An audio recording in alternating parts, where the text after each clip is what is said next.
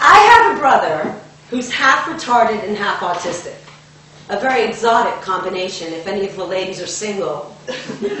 He enjoys classical music, rocking back and forth, and he's drug-free. His only addiction is The Price is Right. In fact, I recently went home because my father was admitted to the hospital and my mother was sobbing. She's like, I don't know what I'm going to do if he dies. I said, Mom, don't worry, Dad's going to be all right. She goes, I'm talking about Bob Barker. Your brother's going to go nuts. He's such a big fan. She had this fantastic way of flipping shit around because she was vehemently in denial with my brother's situation to the point that when I was in high school, the word retarded was prohibited in my household. My mother came from a very conservative, very contrived, backwards island in Greece. She chose to believe your brother Jimmy is possessed with the devil. And a priest would show up to the house and perform an exorcism on my brother monthly. You know? I mean, he even had a girlfriend that he met in special ed.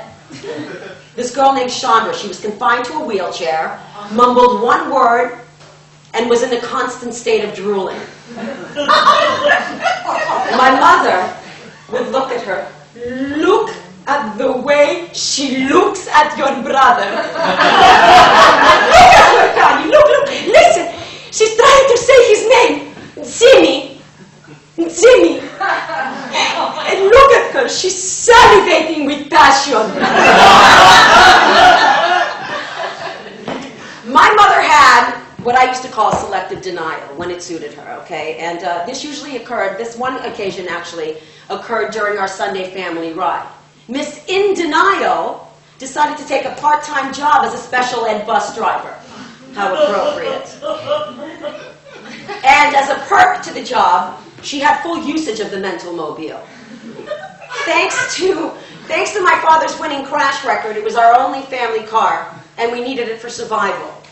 Now, it was a station wagon, but it looked more like a hearse, and it had these two huge lights mounted on top with this enormous sign that said special bus.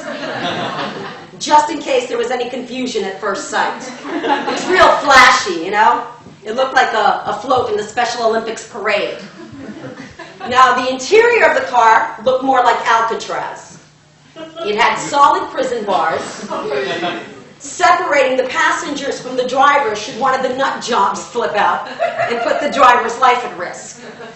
Needless to say, my sister and I were hyperventilating with mortification every time we had to enter this prison on wheels.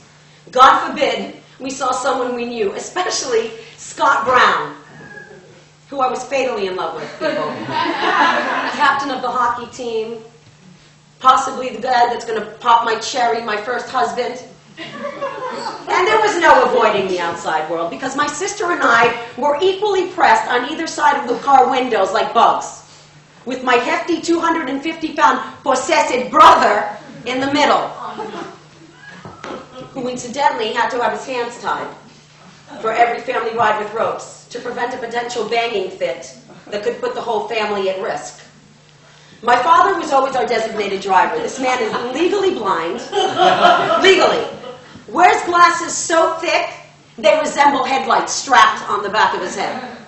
And he's clinically deaf, sporting an antiquated hearing aid that sticks out of the side of his head like a fetus.